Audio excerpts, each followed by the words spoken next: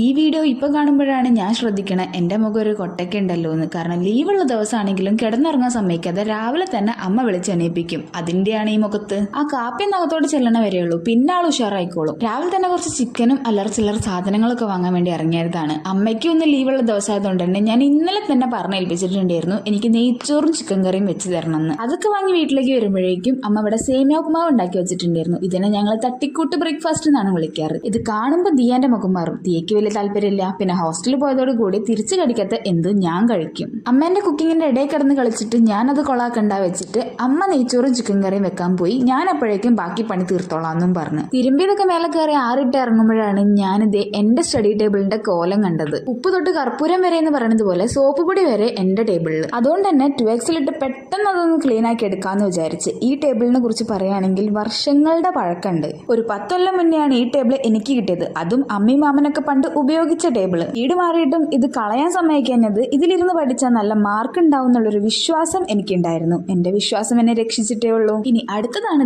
ഈ 2 സോഫ. ഇതിൽ ഇന്ന് വരെ ഞങ്ങൾക്ക് ആർക്കും ഇരിക്കാൻ പറ്റിയിട്ടില്ല. കാരണം എപ്പോഴും തുണികളായിരിക്കും. മണിക്കൂറുകളുടെ എന്റെ അധ്വാനാണ് ഈ ഒരു 2Xൽ കിടന്ന് ഓടിക്കൊണ്ടിരിക്കണത്. ഇനി അടുത്ത ആഴ്ച വരെയുള്ള തുണികൾ കൊണ്ടിടാൻ സോഫ ഇവിടെ സെറ്റാണ്. അതിനൊക്കെ ശേഷം ആഴ്ചയിൽ ഒരിക്കലുള്ള ഒരു കുളിയുണ്ട്. ഒരു 1.5-2 മണിക്കൂർ വരെ നീളുന്ന ഒരു കുളിയാണത്. കുളിയൊക്കെ കഴിഞ്ഞ് വരുമ്പോഴേക്കും അമ്മ നല്ല നെയ്ച്ചോറും ചിക്കൻ കറിയും സെറ്റാക്കി വെച്ചിട്ടുണ്ടായിരുന്നു. അതൊക്കെ കഴിച്ച് വയറൊക്കെ നിറച്ചതിന് ശേഷം നല്ലൊരു ഉറക്കുറങ്ങി. അപ്പൊ അത്രേ ഉള്ളൂ. ടാറ്റാ.